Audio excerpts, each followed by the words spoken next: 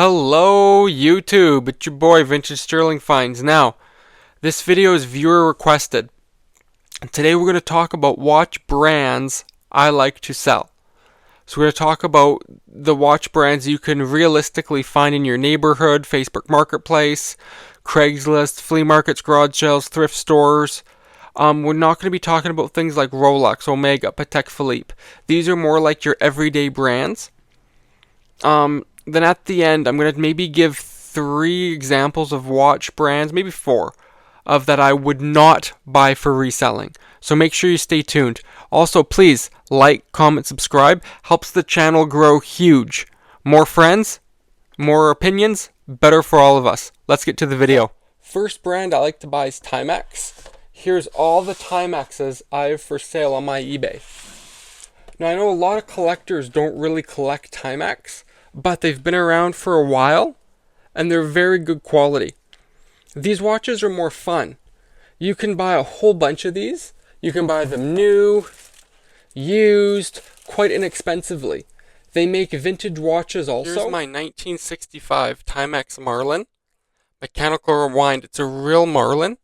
The first 4 digits have to be a 2014, 2017 like this one, or I think the last one's 2025. If they start with anything they're not a real Marlin. They could be like a Scout. But beautiful watch. So Timex has been around for a while. Most guys, in my opinion, that own Timex own multiple. They have 3, 4. They have an entire case full. So, and these are the type of things, if they're a couple dollars at a thrift store, buy them. Change the battery, clean them up. Usually I get like 40, 50 bucks, but they sell pretty quick. As you can see, I have a tub full, and every week I bet you on eBay and Etsy. This is just my eBay. I have another one for Etsy. I probably sell about 6, 7 Timexes a week. So definitely try to buy them. Also, the quality is quite good. Very rarely do I get a Timex that doesn't start. Most of the time, you put a battery in, they work, which is good to see. The quality is better than you'd think on these watches. So there we go. Let's move on. Next up is going to be Seiko. I'm including Pulsar and Lorus as their sister brands. This is my Etsy. So as you can see, I just have tons of these nice vintage lady Seikos. I go through these like crazy. For me, Seiko, it's a quality brand. Everybody knows Seiko. And again, in this video, most of the time, watches that everybody knows, everybody wears, they made lots of them, tend to be good sellers. These ones, for the ladies, I try to get them at thrift stores for like under $10 or $15. Depends on the model. A nicer one, you can step up a little bit. But just in the last week on Etsy alone, out of this box, I sold 5. And a lot of ladies like these too. They're very beautiful, very well made, good watches. These are the ones I have listed on eBay. And again, I hope the bag's noise is not too loud. Again, just the vintage. These sell quite well. This is a little bit of a rare one. It's a Pulsar, but it's the chronograph. Kind of rare. Pulsar, another one. And same thing on eBay. This is a bag I'm constantly in. Because a lot of these sell quite quickly, which I like to see. This one's a beauty. Seiko tank, almost brand new. A lot of guys that collect watches, everybody usually starts with a Seiko. Pulsar chronograph, that's another nice one. So definitely keep your eye out for Seiko. They also have Pulsar, Lorus sister brands. So make sure you guys watch out for those. They sell great. So next one's going to be Citizen. Again, anything that's Japanese, in my opinion, Japan is known for quality, and a lot of people like Japanese watches. So again, these are my Etsy with the open bag. QQ, that's a sub-brand of Citizen. And just, these nice ladies' watches, when they're priced fairly, they always move. Even if they're not the best shape, just price them a little bit lower. That's an eco drive. And Citizens, again, they're built quite well, and I definitely always try to get them at thrift stores for like under 10. Next up, we have these. These are my eBay ones. Like, look at that. Dual date. Picked that up at a thrift store. I think it was like 10. Eco Drive. And just, even on eBay, these sell quite well. I do everything in my power to get these. So I would definitely recommend Citizens. And see, even if they're a little bit cheaper, just put a cheap NATO strap. I get those from Temu for like $1. Change the battery. Take a toothbrush to the watch. Now you got some money.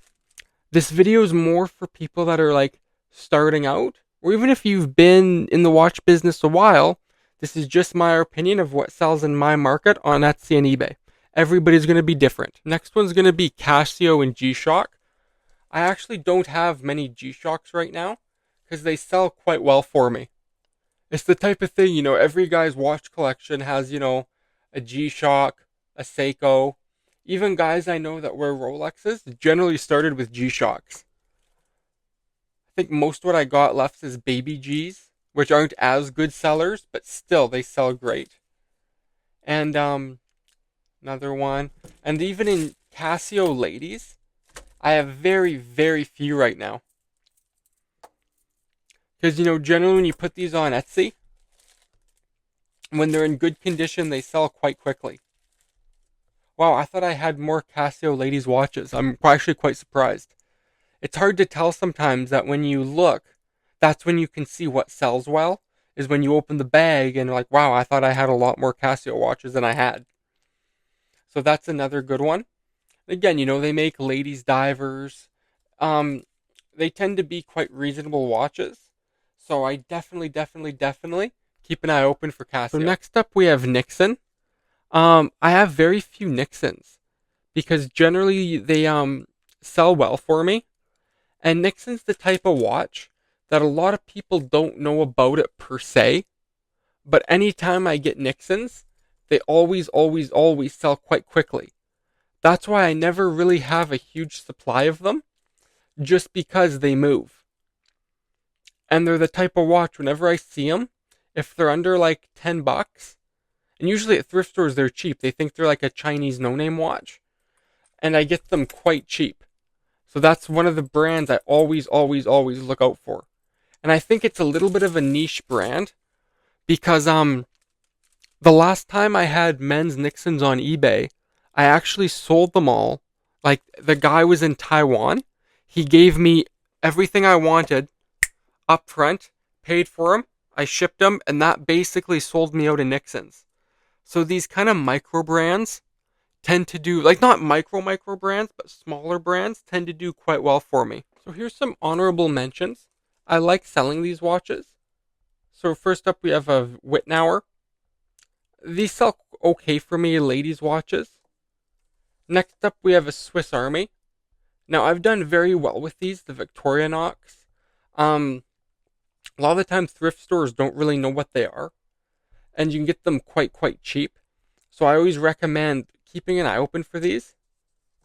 Next up is Bulova and Caraval. Again, I've sold quite a few of these. This one I almost did its own part on, but I always look for these.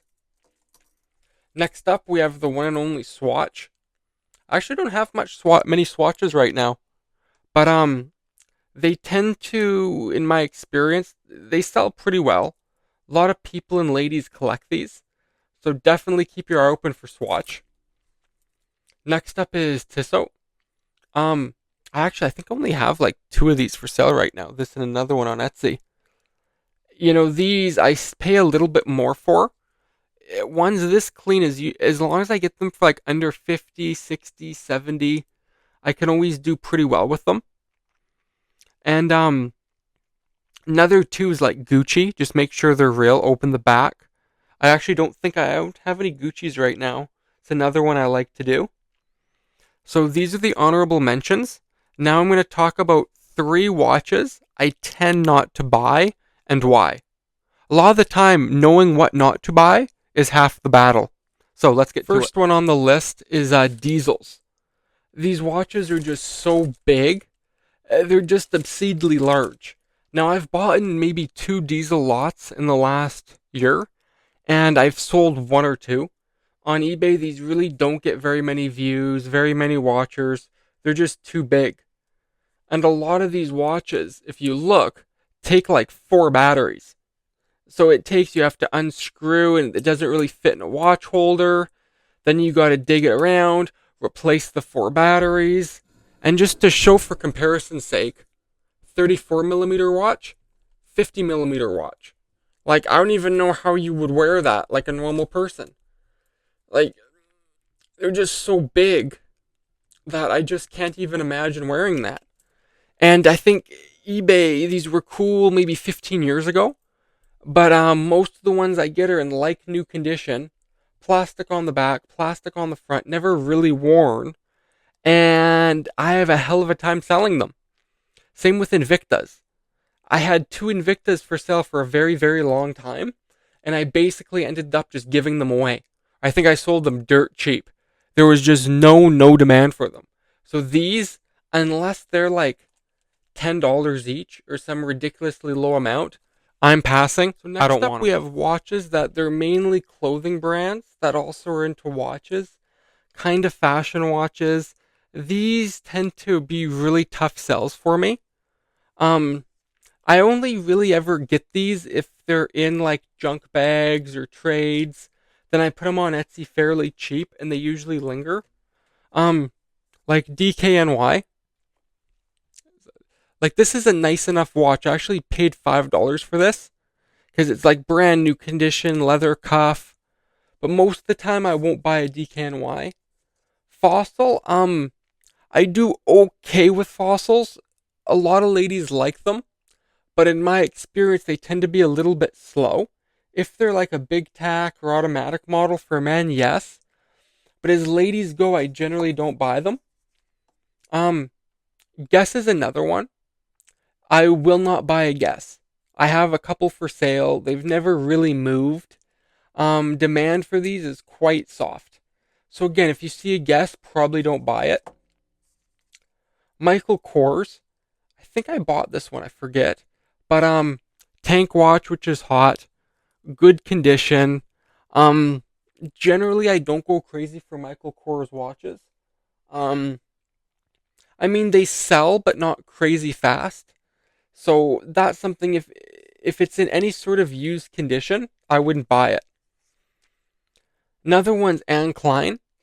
Now, Anne Klein, I've had 3 or 4 of these on Etsy forever. They very, very rarely move for me. So this is something I probably wouldn't buy. And same with Ted Baker. I don't know if people just don't search for them, don't see them.